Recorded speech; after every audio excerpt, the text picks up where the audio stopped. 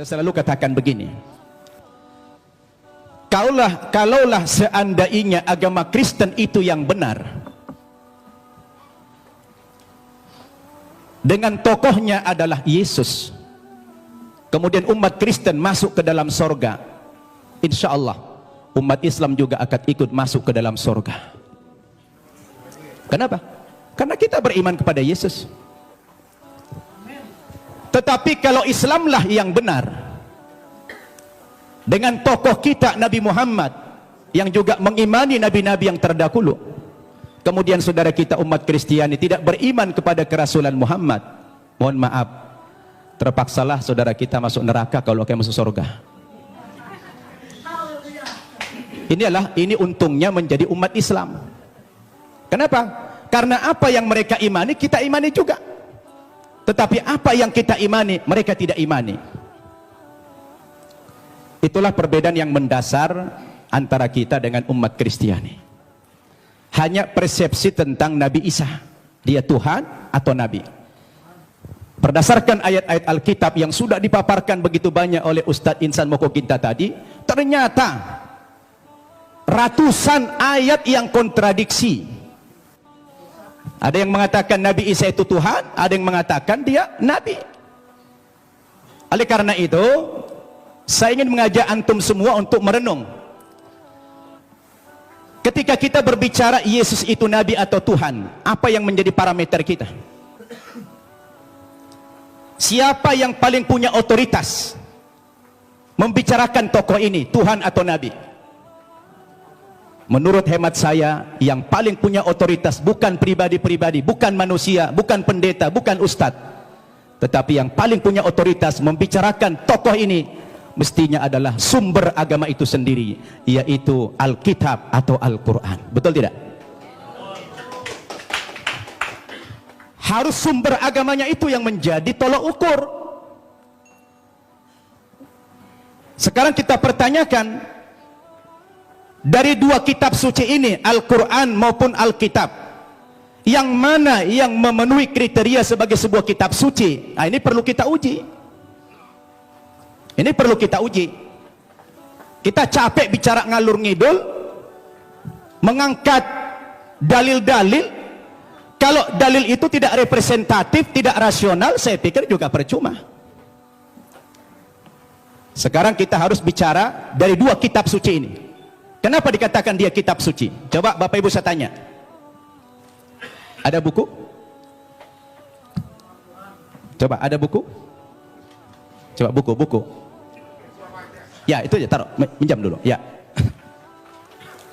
Bapak Ibu saya tanya. Ini kata lainnya apa? Kitab suci. Oke. Ini apa namanya? Buku. Buku kan? Bapak Ibu saya tanya. Ini sama ini bahan bakunya sama tidak? Sama-sama apa? Sama-sama kertas. Kenapa dalam penamaan jadi beda? Yang ini dikatakan kitab suci, yang ini dikatakan buku. Kenapa jadi beda namanya? Padahal bahan bakunya sama-sama kertas. Yang membedakan apanya? Ternyata yang membedakan kontennya, isinya. Dia dikatakan kitab suci karena memuat firman-firman Tuhan Zat yang Maha Suci. Kenapa dikatakan ini buku? Karena dia adalah buatan manusia dan manusia tidak ada yang suci. Betul tidak? Sekarang mari kita uji. Kalau kita sepakat apa yang membedakan buku dengan kitab suci adalah terletak pada kontennya. Kalau kitab suci itu adalah memuat firman-firman Tuhan. Ketika kita uji Bapak Ibu, 5 kriteria minimal kalau kita ingin menguji apakah kitab suci itu benar apa tidak. Yang pertama, sebuah kitab suci itu akan dikatakan benar apabila dia murni datang dari Allah, 100% datang dari Allah, dan tidak ada intervensi manusia di dalam kitab suci itu dalam bentuk kontennya, setinggi apapun otoritas manusia itu. Betul tidak? Termasuk di dalamnya Nabi. Makanya kalau kita baca Al-Quran, ini 100% firman Tuhan, tidak ada perkataan Nabi Muhammad di sini.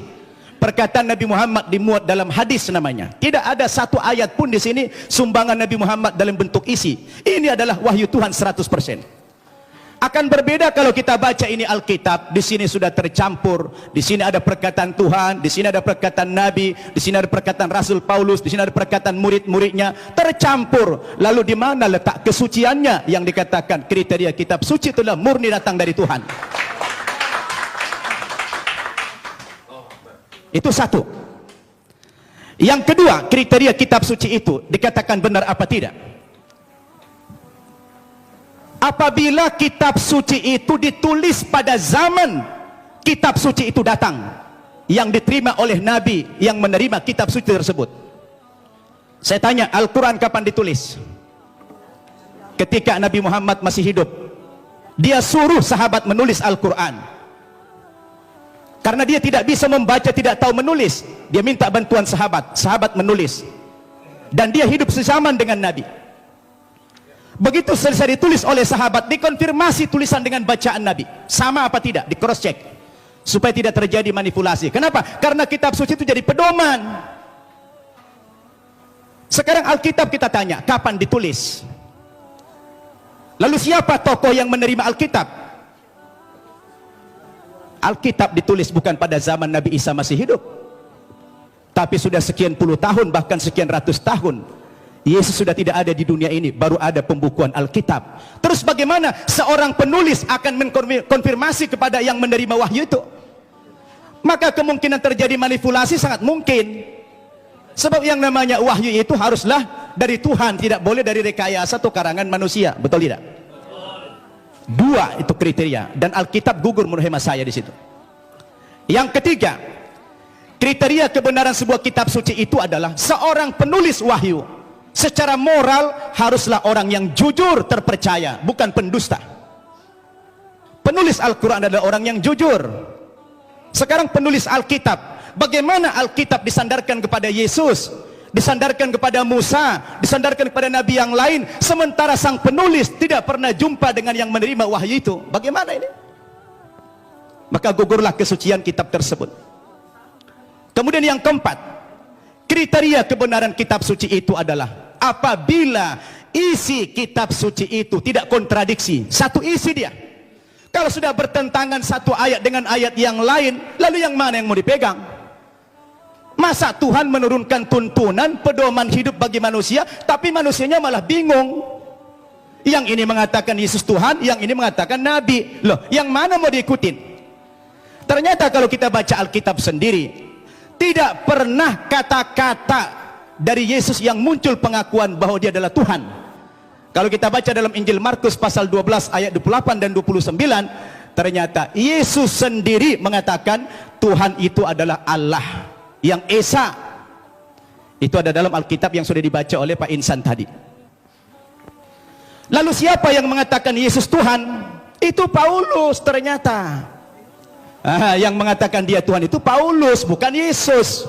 Semestinya Yesuslah yang lebih berhak mengatakan kalau dia Tuhan. Rupanya kita baca dalam Alkitab, saya tidak tahu Pak Tampu Bolon sudah baca belum itu. Ya, kalau kita baca dalam Alkitab, ternyata yang mengatakan dia Tuhan itu adalah Paulus. Dalilnya di mana? Dalam Kisah Para Rasul pasal 2 ayat 36. Ya, Kisah Para Rasul pasal 2 36. Apa kata Paulus? Jadi seluruh kaum Israel harus tahu dengan pasti bahwa Allah telah membuat Yesus yang kamu salibkan itu menjadi Tuhan dan Kristus. Coba. Ya, siapa yang mengatakan Yesus Tuhan? Paulus. Kemudian dalam kitab Filipi pasal 2 ayat 11. Dan segala lidah mengaku Yesus Kristus adalah Tuhan bagi kemuliaan Allah Bapa. Nah, dia yang mengatakan itu Paulus. Sekarang timbul pertanyaan, Paulus itu siapa? Paulus itu bukan muridnya Yesus, bukan sahabatnya Yesus, bukan pengikut Yesus, tapi Paulus itu adalah musuhnya Yesus. Nah, ini dia. Dan saya baca dalam Alkitab, ternyata aktor pendiri agama Kristen itu memang bukan Yesus. Yesus tidak pernah membawa agama Kristen. Yang mengatakan kata-kata Kristen itu adalah Paulus dalam Kisah Para Rasul pasal 11 ayat 25. Ketika dia mengajar di Antioquia lah pertama kali murid-murid itu dipanggil sebagai Kristen. Kristen artinya pengikut Kristus. Kristus artinya adalah juru selamat atau Al-Masih dalam Islam. Jadi Bapak Ibu yang saya muliakan, ini yang perlu kita jadikan sebagai alat ukur apakah Yesus Tuhan atau tidak. Kalau sudah kembali kepada Alkitab, saya pikir jelas semuanya.